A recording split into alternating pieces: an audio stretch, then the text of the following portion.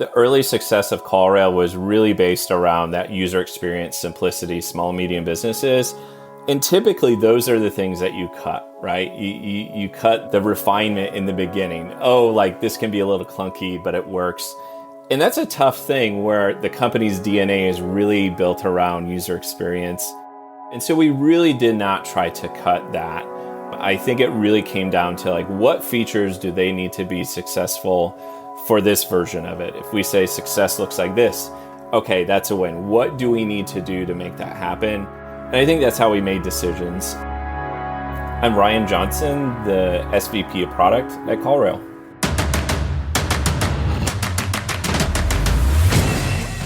This is Code Story, a podcast bringing you interviews with tech visionaries who share in the critical moments of what it takes to change an industry and build and lead a team that has your back. I'm your host, Noah Labhart, and today how Ryan Johnson is leading the product charge to perfect the tool around call tracking and analytics. All this and more on Code Story.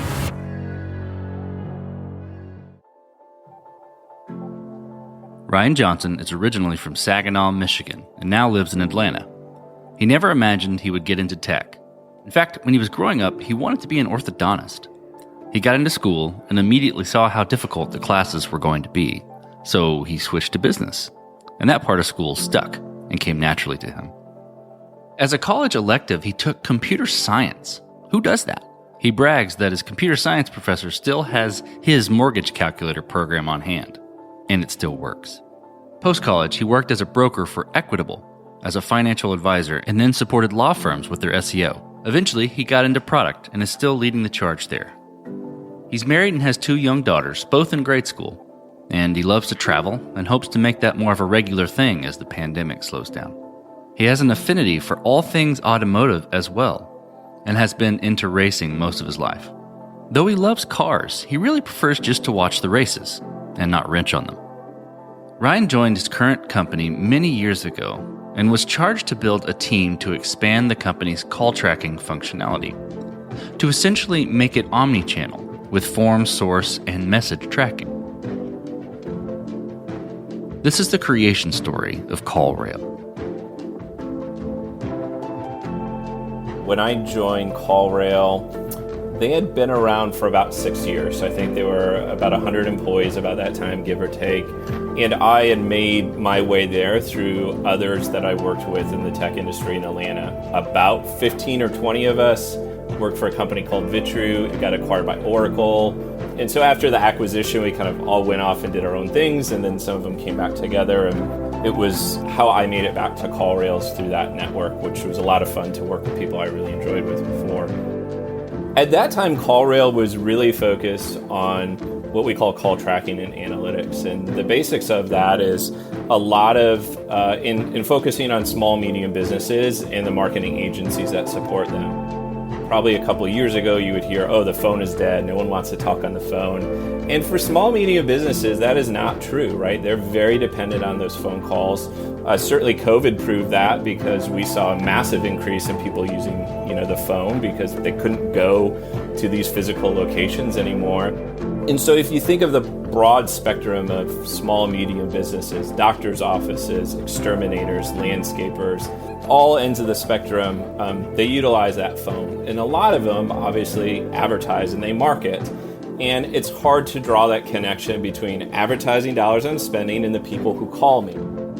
That's where CallRail comes in. And so we do that through technology. So it can be very basic. We procure a phone number for you. It shows up on a billboard. Noah, as you drove by on the highway, you call that number. We can attribute that billboard drove that phone call to your business. And the more sophisticated way is to have something that dynamically swaps on your website. So if you and I go to a website for, let's say, the plumber, and you clicked on a Google ad and I clicked on a Facebook ad, we would actually see 2 different phone numbers if they were using CallRail's technology. It all routes to that phone number, which is theirs, but because we have that unique phone number that you called and I called, they can attribute, oh, Noah came from Google, Ryan came from Facebook, He was on this page of your website when he called. And it really gives that visibility to the small, medium businesses to make better marketing decisions. One of the founders, Andy, that was the premise of him starting it. He actually had another business at the time, and it was basically like a directory listing for European automotive shops across the country. And he had no way to know that these listings were providing leads to these customers, because again, you call your automotive shop. They probably don't have fancy websites, those types of things. And he said, there's got to be a product out there. And there was, but they were products for enterprise. They were products that were clunky. And he said, I need to make something affordable for small, medium businesses and the agencies that support them.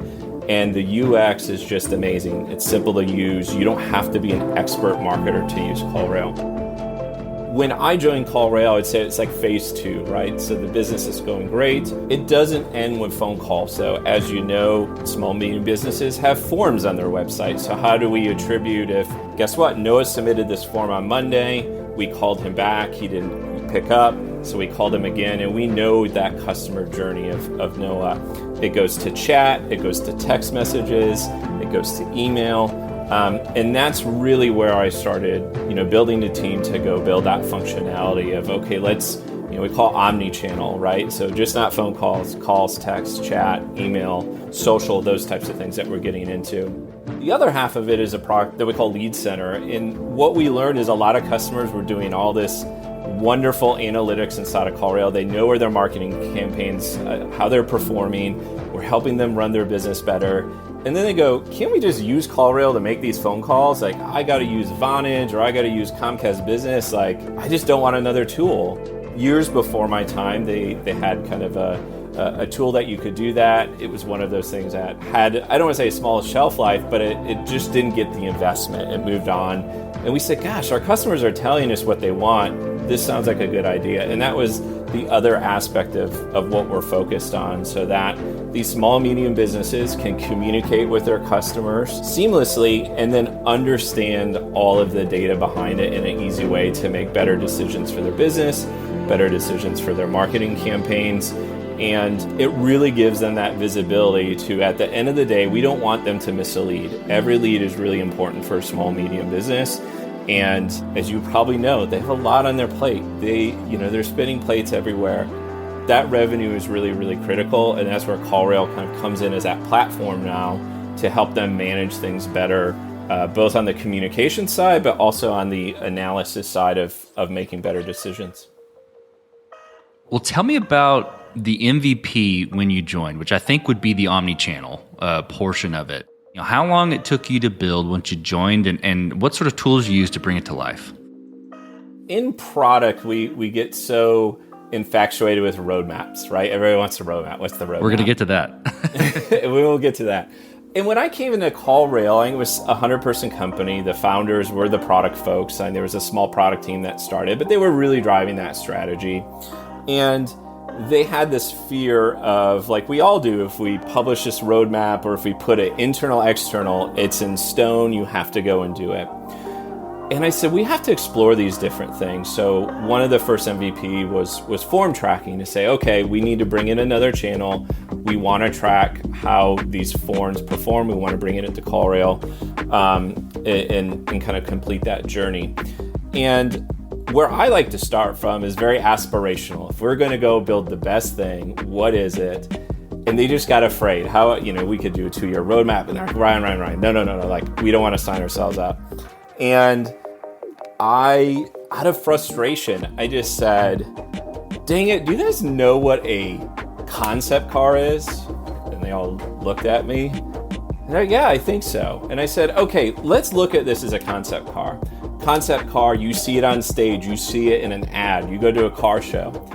In some cases, all the windows are blacked out, right? They're tinted out. You can't see inside. Why is it? There's no interior. It's a concept of automotive design. Or you open the hood, there is no engine. And for whatever weird reason, maybe because I just love automotive, it resonated with them. And I said, I want to build a concept car. I want to build this thing very aspirational. And we're not going to build everything there. Just like every concept car has never been built exactly to that spec. In some cases, it turns out way worse. Some cases it turns out way better. Whatever reason it resonated, I said, okay, we're going to do a concept car. So with our product engineering UX team, we went to the drawing board and we came up with that concept car, like the visionary pitch of this thing to say, okay, and we time boxed it. I said, I just want 30 days. Like, let's go and look at it for 30 days. Let's see, what we could do. And there were great ideas. It says, okay, form tracking. Sure, we need to know the form, but many of these customers are going to have a form provider. So how do we capture that data if they're using a third party? Some small, medium businesses, maybe they're just starting. They don't have a form provider. Great, we need a WYSIWYG tool for them to build a form, or we need developer tools that could be more advanced. And we just started there. And then when we had that big list, we just started chipping it down and said, okay, MVP, we want to get this out and test it. What is our alpha? And we time boxed that, I want to say, it had to be 3 months or less. I feel like the first alpha was like a quarter, and we put it out there. I think we took feedback for a month or two. We went to beta, got feedback from that, and then we put out our first, I would say, paid MVP. And then from there, we still build on it today, right? Get customer feedback and improve it where we can. So I think all in, between the concept car and alpha beta, and you're talking 6 to 9 months for that, with an organization that's primarily focused on still growing this business. That there's a lot left to do there, and so it was really in parallel. And I can't remember if it was that product or one of the ones after that, but we were really purposeful in trying to shield them from the day-to-day. A lot of the engineers that went and worked on this were the engineers that built CallRail in the beginning. And because they are all knowing, they get pulled into everything, as you know, right? This goes wrong, this breaks, Jake or John or whoever, like they get pulled in. And we really had to get mature to say, we want to launch this thing. We're serious. It's one of the pillars of things that we're doing moving forward. And so we really need to shield that. And I think it worked when we did that. I mean, there's uncertainty, right? You have fear of loss with other teams, like, oh, I'm not on that team, so how important is this? And, as we scale and grow, it was really up to us to say, like, this is a big portfolio. This is a platform now moving forward. And so we kind of applied that going forward. So with our conversation intelligence product, which can automatically do things for you based on a call recording and transcription. And then most recently with the Lead Center, communication tool, we really had to separate people out to do that, because you can imagine you're basically building someone's phone system on a computer. Not easy stuff. So we kind of applied that going forward. And I would say as far as tools go, we use Target Process as our Scrum, tool in planning. I think when we did those things, it went back to whiteboards, right? And it went back to sticky notes, and it went back to all that, because it's just so fast, right? It went from a 2-week sprint to a 1-week sprint. And so things I think are pretty typical for all of us that have been in it. But, we really went back to like grassroots, roll your sleeves up and really go all in on these new products. Before we move on from the MVP, you said something that piqued my interest, but it also fits into my next question. So, with any MVP, you got to make decisions and trade-offs about, what you're going to cut. So you set up your concept car, your long list, and then you cut the things off, right? How did you go about making that decision or making those decisions about, what you're going to cut or what sort of debt you're going to accept, perhaps, and how did you cope with those decisions? The early success of CallRail was really based around that user experience, simplicity, small, medium businesses.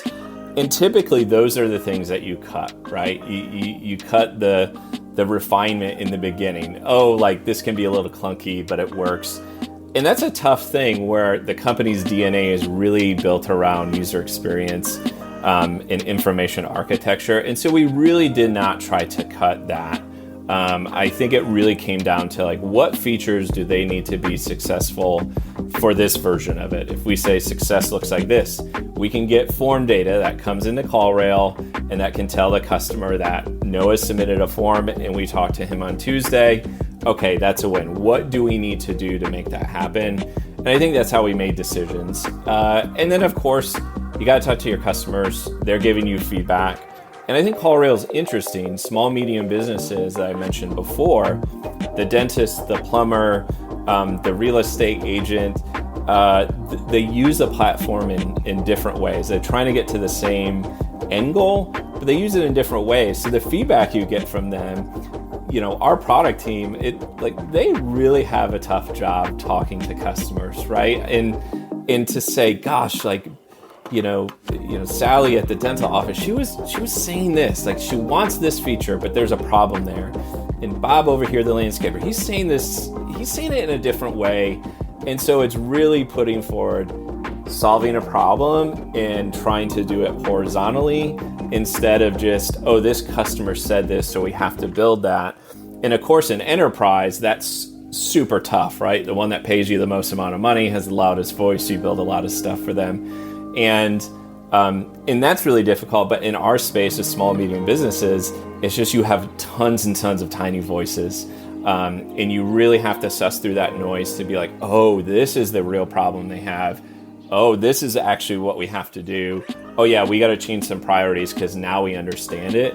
And it's tough, right? They're busy people. So even to get them on the phone to get that feedback is difficult. So a lot of that decision making, I think, was really at the core of we need this to come in to complete the picture for the customer.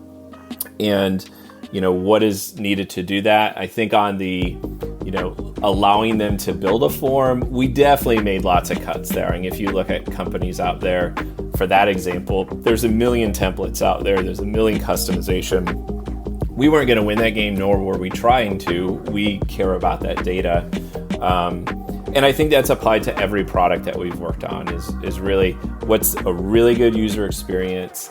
What is, our goal for that alpha or the beta, get it to market, and then start to get that feedback and build that roadmap off of that.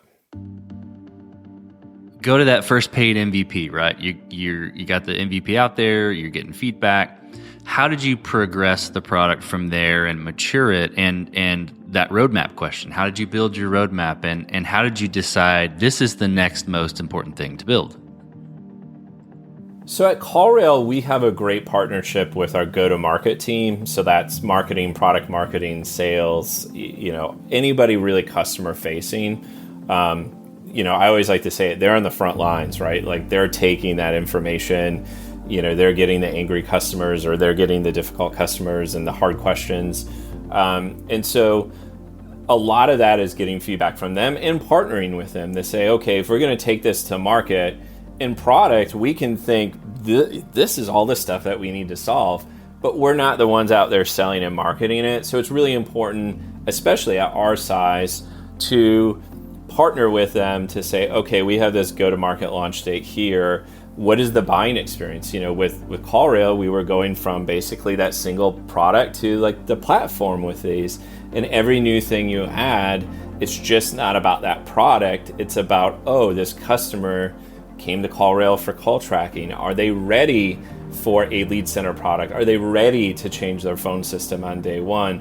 And so a lot of the scope just expands immensely to really help support them to say, well, it's not about the product, it's not about these features, it's really about that experience from coming from the .com, an ad they see to .com to setting up the account, going through a free trial. And are they able to really understand the value, get to value quicker? And so I would say percentage-wise, we had, I would say, 30 to 50% came from the product and engineering departments to say, hey, we need to build these things. 25% really came from direct customer feedback, and the other, 20% came from, our go-to-market teams to say, in order for us to feel really successful, we really need these things. And that partnership's just been wonderful. I've been at a lot of companies where, it's like marketing and product and sales, and it can be difficult, right? You hear the horror stories, like sales is just selling stuff that no one's ever built. We've all been there, right? And it's not that way at all. They sell what we have. They're super passionate about it. They give us the feedback we need. And that's an iterative process. So we try to do 12-month roadmap, and then we really hone in on like, what do we want to do for the next quarter? And so we really try to commit to those things. And so they have a good idea of, what's coming down the pipe on a quarterly basis.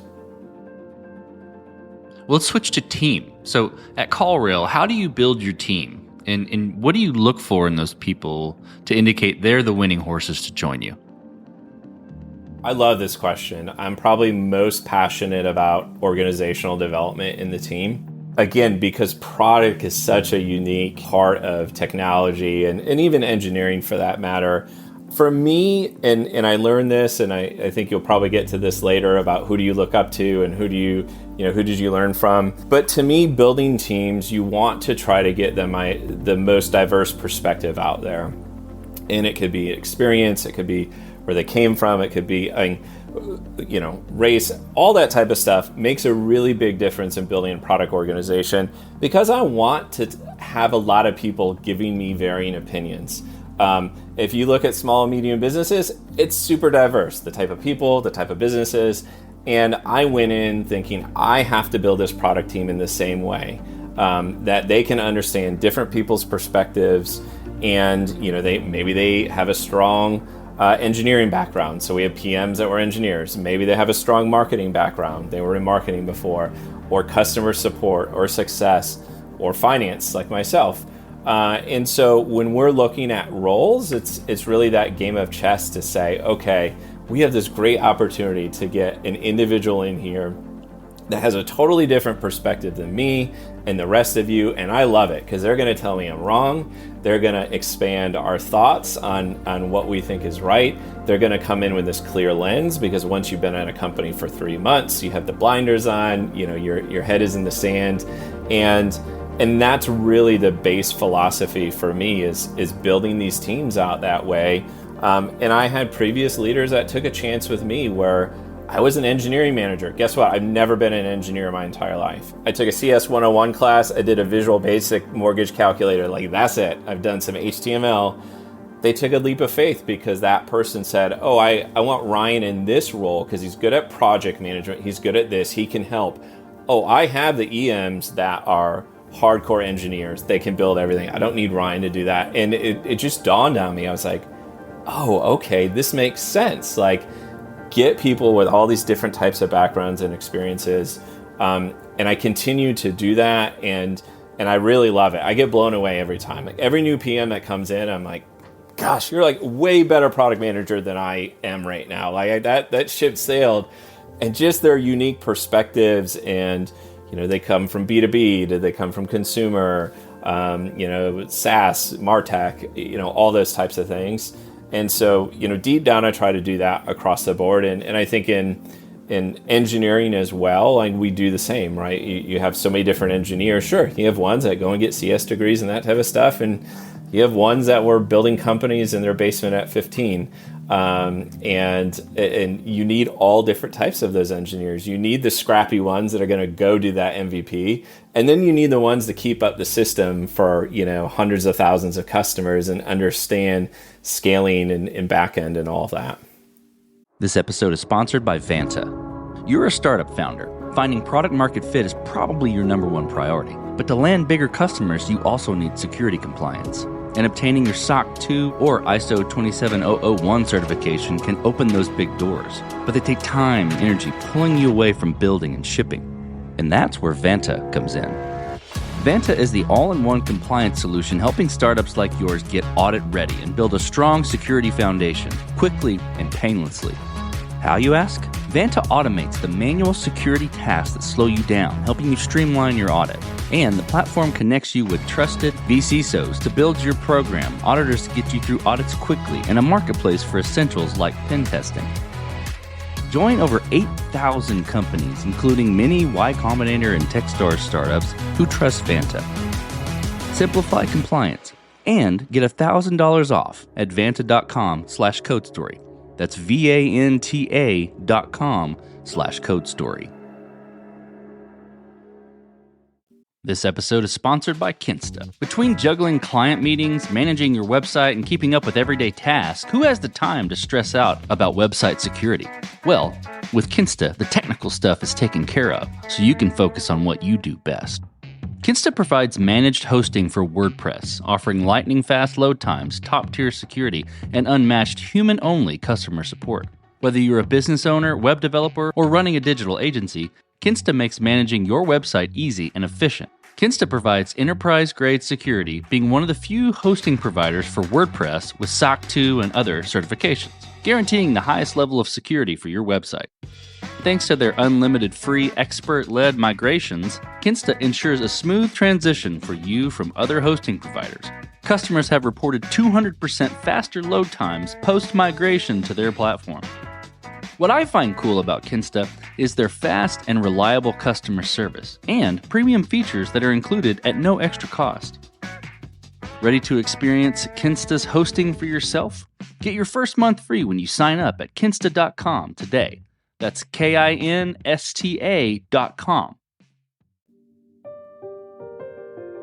So let's flip to scalability. So, I'd say with omnichannel, because that's when you came in. That's when what you started to build. But even just in general, probably at CallRail, are things built to scale efficiently from day one, or do you fight this as you grow? So the base product, I think they knew in order for it to be successful, it has to scale efficiently. If something goes down and someone can't call you, like the phone number doesn't work, they don't care about the attribution and the analytics of what things are working. They're like, hey, I can't get this phone call. What's going on, CallRail? So I think in the beginning, that the stakes are really high. Your company is down for half the day. Your company is gone. Like, you've literally taken the way they do business out of their hands. So I think that, the engineering organization really did an amazing job in, the early years to do that. I think the efficiency of scaling over time, UX, as you build more things, it gets more complex, you get feature bloat, and you have to check yourself with those things. And so, I think there are certain areas we do a great job in from a scaling perspective. The system is up, we're not having downtime, but the system gets so broad and complex. And CallRail's going on 10 years now. There's those things that you kind of forget about, like, we'll push that off. We have an 18-month time horizon. Ooh, COVID, we're 18 months in, like a flash. We need to go and solve that. So ultimately, if you want to scale efficiently, but it's challenging. And I think on the product side of it, it's challenging to scale for the customer. If you're going from a single product to a platform, things that were built 5-6 years ago, like where the settings are, they change, right? Because, we want to sell this product first and this one second. Oh gosh, the settings for them to do this is, 3 deep in the menu. Oh gosh, we got to think about settings all over again. We didn't think about that because when they built it, they weren't building a platform. And so those, I think, are the learnings. And I don't think that's very different than a lot of companies that go from a, single product kind of point thing to a platform, right? They built it for that. And then you start building things on top of it, and you're learning that, oh gosh, this doesn't scale for the customer. And then, hiring is obviously really important from that scaling perspective. And it's difficult, right? You hear all the stats right now about, the great, what was the one I saw on LinkedIn a while ago? But, the great resignation, right? 40% of people are going to get new jobs and all this. And so scaling, going from, just about 4 years ago, we were 100 people in total. We just crossed 300 last month. And so the ways of doing things, you're starting to see where the seams, aren't holding together well. Okay, we got to be open to change things. And we're hiring people, I feel, that understand those growth things. So I think when we think about scale, sure, there's the technology, the back end, do these things scale? But we're kind of going through it, from the product itself, from our employees, from the organization, and but that makes it fun. I mean, those problems, they're fun problems to have. I think, if you compare it to like early startups where there's like success, failure, you kind of get to that point. This is like your next phase of that is like, okay, how do we scale? How do we make these trade-offs? And that's where we're at now. And it's fun. Well, as you step out on the balcony and you look across all that you've built, what are you most proud of? I am most proud of a product that we built for small, medium businesses because the world has changed dramatically in the past 20 years. And I don't want to get on the front porch and say, small, medium businesses, I don't use Amazon. Of course I use Amazon. But where I live in Atlanta, it's very community-based. You start to learn the coffee shops and the people and all those types of things. Even though Atlanta is a really big city, there's lots of small, medium businesses. And what I'm most proud of is you have customers that use us every day. It's critical to their business. There's no long-term contract. They do a 14-day free trial. They can cancel anytime. That's scary, right? And the fact that they keep on using it, we know their budgets are tight and we're providing value to them, helping their business grow. I'm just most proud of that in general. And I ran out into this I think it was the first month or two at CallRail. I moved back to Atlanta from Las Vegas and I'm hearing things in the attic. Oh gosh, squirrels. And I got referred to a small business. Crocodile Dave is who this is. I was like, all right, you say Crocodile Dave's the best. He's he shows up. All right, just think of Crocodile Dave in your mind. Okay. It's not what you think. Just beautiful brand new truck, pressed shirt, like knows his stuff, Informs me they're roof rats. That's an Atlanta thing, so even grosser. So do the work, all that, and at the end, swipes the credit card, all that. And where do you want me to send a receipt, Ryan? And I said, you can do it at ryan@callrail.com. I start spelling CallRail. He's like, oh no, I know you guys. I said, you do? I've been a customer for 5 years. And I said, wow, that's amazing. I said, well, what do you think? I love it. We set up our website. Our web developer said we needed this. It helps us immensely. We love you guys. And I said, well, I run product. Any feedback? Like you open, hit me. I want that. And he's like, Ryan, I just love it. And in software, that's so rare. Like, I don't think I've ever in my technology career just ran into a person out in the wild that's just like, I love your product. and that's what really makes me super proud. The team is second. I'm really proud of the team that we built and continue to build. And I'm really proud of the new products that we've built. A lot of times companies have difficulty of that base product and then how do we build these things? And so, Lead Center and form tracking and conversation intelligence, those are all really, really hard things to do. And to be able to build those and, get them to market and see success and knock on wood, none of them have been a failure. Would we like them to be more successful in the future? Sure. But it's nice to see in a bigger organization that you can be that agile and do those things and bring something new to the market, because a lot of us weren't around for the first product to build to market. And so this is kind of that, second chapter that we all get to go in and our baby out there and we're seeing it grow and we're going through the trials and tribulations of feedback and all of that as well too. So I really those are my three things that I'm really most proud of at CallRail. Well, let's flip the script a little bit. So tell me about a mistake you made and how you and your team responded to it.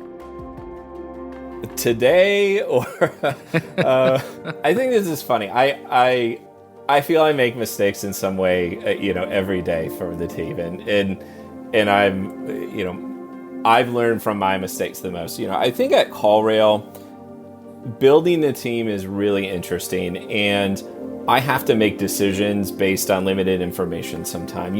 This. Hey, we have a board meeting. We need to go and ask for more, investment. Wonderful. Ryan, what do you need? What are the team sizes? What can you do? I can't go to the team and sit down and go through all the user stories and figure out exactly how big the team is. And so you make these decisions to say, oh yeah, I think we can build this. I think we can build it in 9 months. And I think we need 5 people. I get that wrong. the team likely calls that out to say, hey, we needed 2 more engineers, or we needed a dedicated designer because the user experience is way more complicated. So I think, for me, I personally love when the team calls me out, because that's how I learn. I know I'm not perfect. I don't expect perfection from them.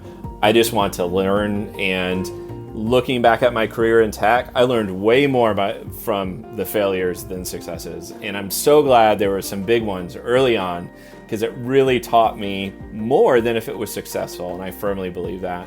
On the product side, I think, you try all these new things going from a single product to a platform. And so, I think failure is relative. There's like the complete failure, it didn't work, or it just didn't work as well as we thought. In deploying those new products, I feel we had a lot of that. Well, it didn't work how we thought. We bundled them together. Oh, the customer didn't understand that, and the checkout was it. And so I think we made mistakes there where we were excited, and I would say collectively a lot of us did, and then we just course corrected and said, okay, it's not working. Data says it's not working. So what are we going to do next to improve it? Again, most importantly, like, call us out. That's the only way we learn, and that's the only way we grow. So what does the future look like for the product and for your team? So the future is really building that platform that allows our small and medium businesses to never miss a lead, never miss a opportunity. And, on the product side, it's building out the omnichannel, making sure that these things work. It's building out that communications, system that allows them to communicate with their customers in different ways that they want to be communicated with. And the future is really exciting about that. I've had experiences in my daily life that I was like, gosh, I can't go backwards from that, where, being able to communicate with businesses that you work with in the way that you prefer at that time is such a powerful thing. I always joke about Amazon. They probably know where my kids are half the time, on a map than I do, right? Like, they tell you, the Echo tells you. It's just like overload.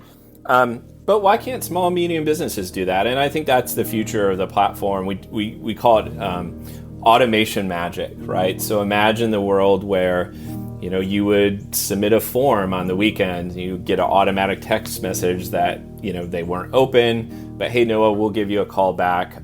Or by the way, you can just set up an appointment here. Or we could be, chatting on a chat or on text, hey, let's move this to a phone call, and it's seamless to you. So as a consumer, you don't have to pick up, you don't have to do all these things. It's just a very seamless thing in the communication method that you prefer. And so I think that's the future of CallRail, is how do you take these things, and as a small, medium business, we kind of talk about, like, how can they manage this in a single pane of glass? Having conversations like we are here, responding to a text message, replying to an email. Hey, someone on Facebook messaged me. Oh, I don't have to pivot to another tab. I can just directly respond on a CallRail. And then, by the way, I know where that person came from. I know the ad they came from. And, so our goal is to really help these businesses grow and help them not miss these opportunities or leads. And so there's a lot there, right? If you ask me, okay, what are all the new things you can build? It's so broad, right? You get into payment systems, right? Do you want them to pay by text? Do you want them to, do you want them to be able to leave a review? Think about those things too. You just got done with a conversation, you get hit with that text message. So, for us, we have to be careful not to build every single thing out there, but what makes sense for our core customer to help them be more successful. And I'm really excited about the direction that we're going. We're really early, a year into kind of that new lead center product, which is really focused on, the ability to communicate via text message and phone in a great way. And there's just so much that we can do there, but you have to have a great phone and texting system before you can get to, social messaging from Facebook or chat or those types of things. So I feel like we've just kind of peeled one layer of that onion off with a lot more fun stuff to do here, over the next 3 to 5 years. Let's switch to you, Ryan. So who influences the way that you work? CEO, a product person, an architect, really anybody. Name a person that you look up to and why. So one person is, I think he would be embarrassed if I said he was my mentor, but when I was an engineering manager at Vitru, our director of engineering, Jason Reynolds, he really showed me how to do all this stuff. I was never an engineer. How do I be successful as an engineering manager? And his passion for technology, his passion for the company, and like his passion for us. That was, 10 or 12 years ago. I say he has a misfits of engineering managers that we all were. We definitely did not make his life easy, but he understood we had all these strengths and weaknesses, and he was able to apply it. And he was able to keep us accountable in ways I just never really thought of. At that time it was, what, Ryan, I know you're an engineering manager, you're not in this product role, but you have to deliver software. I don't care how weak, strong, whatever that product manager is, you're going to deliver software with them. So if you need to pick up the slack, if they're picking up your slack, you just have to succeed. And he didn't want to hear any excuses. And I was like, okay. And I just did it, and it was success, and it was a lot of fun. And I always point back to him because in Atlanta, all of us that were a part of that went on to these Atlanta tech companies in leadership roles. And it's really interesting to see like these 5 people all went into these roles and are like leading product and engineering at this like next phase of technology company. I just don't know another individual I ran into that's been able to develop people that way. So I really look up to him. I don't know how he survived the 5 of us, but his results, it's just really amazing. I think when you look at product, there's a individual called Chris O'Donnell. He was the CPO of HubSpot. I think he recently moved on. And his interviews are just really inspiring, how he manages his day and what he focuses on. You think of HubSpot, the success that they've had, certainly in my space of MarTech, like they're one of those shining stars. And he talks about how he splits his day, 25% talking with product managers, not his VPs or directors, product managers. And he tells anecdotes of telling young product managers, no, you don't want to build new products. It's very painful. There's lots of tears, there's lots of anguish. Like, it is much better to learn the product craft if you start with a product that's successful and that you can continue to build on it. And I was like, wow, like here's a product leader saying, no, you don't want to do these bleeding edge things because you don't know what you want yet. There's a time to do that, but get some wins, learn the process. And that was just inspiring to me, that it wasn't, I'm just with my leadership team. Like, I'm talking to new, impressionable, product managers that come into the organization. Another 25% was just recruiting, and I think the other 50% was between like decision making with the product and then working with the executive leadership team. But I just love a CPO at that level that's just having those conversations. And the last one, it probably sounds very corny. The leadership team at CallRail is the best leadership team I've ever worked with. I learn from them all the time. Mary Pat, our CRO, Andy and Kevin, the founders, Mark, our new CEO. Like, it's just a wonderful team to work with. And I know kind of everybody says that, but like in my career, I have not worked with a better team. We know how to keep each other honest. We can argue, we can get into it, but we have each other's backs, and it's just interesting to get their perspectives, right? Where you have a CRO that says, hey, think about product in this way. And you're like, oh gosh, like you have experience in this. And that's just, it's great to get people that you look up to that are on your team, in your organization, because you're just learning every day. You're hearing them, you're seeing how they interact with the board and those types of things. And so it's just like that constant learning cycle, to learn from all those leaders. Well, we talked about a mistake, but a little bit different spin. if you could go back to the beginning, what would you do differently, or where would you consider taking a different approach? So I think historically, and I can't remember if I mentioned this with CallRail, but CallRail was bootstrapped, never raised money. And from the onset, the founders, Andy, Kevin, were like, I want to build a self-sustaining, profitable company, which is unique in tech, right? It's usually ARR and technology and all that. And that permeated over time. And even when we did raise money, it was still kind of that philosophy. We want to be profitable. We are profitable. We want to grow revenue. We're doing those things. When you do it that way, you tend to be conservative with how you spend money, though, because you could give up profitability. And I think if I could go back in time, I think I would probably press a little bit harder to pour gasoline on the fire, right? Early days, we were like, well, we're just going to bootstrap this and we're just going to take 5 people and do this. You have to make these decisions. It's a little bit of a leap of faith. And I think about what if we would have invested more in these things, based on what I'm seeing now, like with Lead Center. What if we went all in, 10 more people, 20 more people, 12 months ago?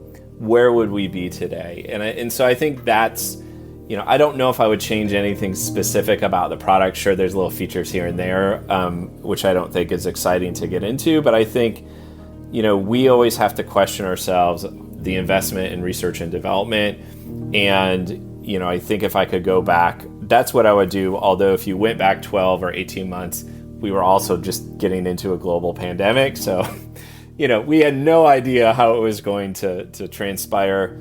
And so, but I do believe if we would have went a little bit harder, it would be interesting to see where we are today. Like, did we get through the challenges quicker? Are we having more success? Are we at a phase that, I'm talking about in Q2 of next year? Will we have been at it, at the end of this year? Well, last question, Ryan. So you're getting on a plane, and you're sitting next to a young entrepreneur who's built the next big thing. They're jazzed about it, can't wait to show it off to the world, can't wait to show it off to you right there on the plane.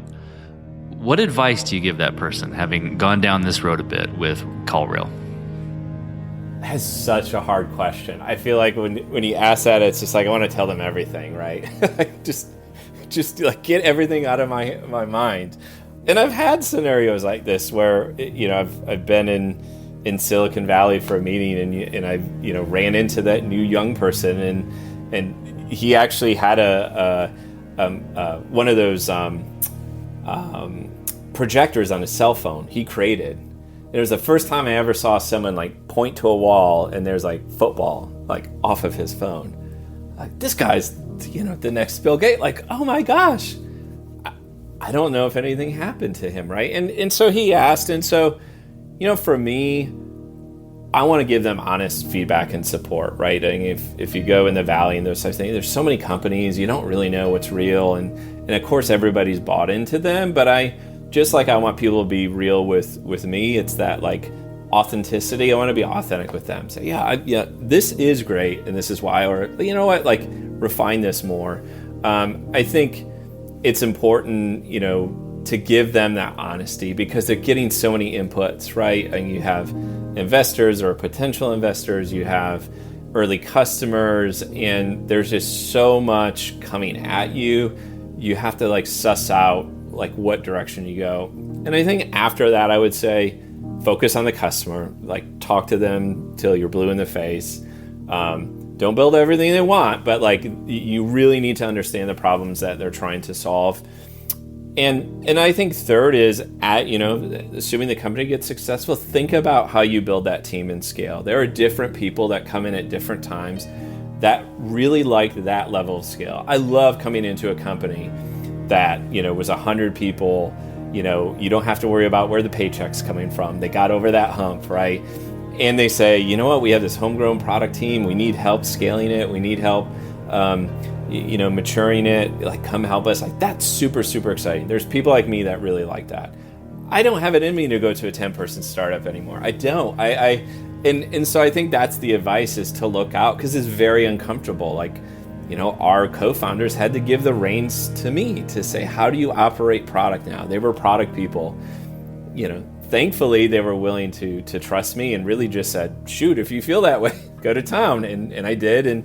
But I think that's important for early founders is like, they talk about picking your co-founder, which is super important. But I think those next ones and the next ones and the next ones, they're all really important. And you have to be very cognizant of, okay, I'm at 50 people. What's the profile person there? I'm at 100 people. I'm at 1,000 people. And I think all of us kind of, once we figure out what we're good at and what we enjoy, we kind of go there. And I think as a founder, if you can find those people to support you, like it makes your job incredibly, much more easier. And I think the company is, has a better chance of success because you have that domain knowledge coming right in to help at that phase that you're in. And I think a lot of early founders, that's a tough thing, right? Because you're giving away pieces of your baby to people, and that's a very, very tough thing to do. Yeah, absolutely. Absolutely. That's fantastic. Well, Ryan, thank you for being on the show today. Thank you for telling the creation story of CallRail. Yeah, thanks for having me. And this concludes another chapter of Code Story. Code Story is hosted and produced by Noah Labhart. Be sure to subscribe on Apple Podcasts, Spotify, or the podcasting app of your choice. Support the show on patreon.com/codestory for just $5 to $10 a month. And when you get a chance, leave us a review. Both things help us out tremendously. And thanks again for listening.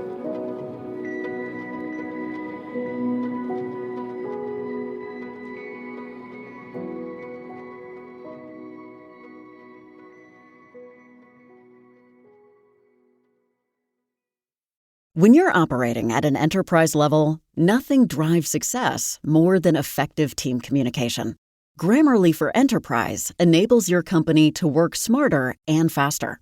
Other AI tools can't quantify impact. With Grammarly, you get measurable results and actionable insights, like tracking key metrics that include brand compliance and readability from their effective communication score. Because when you're able to visualize your team's impact and compare performance against industry benchmarks, you can make data-driven decisions that improve critical business outcomes. So whether you need to streamline messaging between technical and marketing initiatives or cut down on emails between external collaborators, you can trust Grammarly to help employees communicate effectively across the board. Start boosting productivity company-wide with Grammarly. Visit Grammarly.com/enterprise to learn more. That's Grammarly.com/enterprise.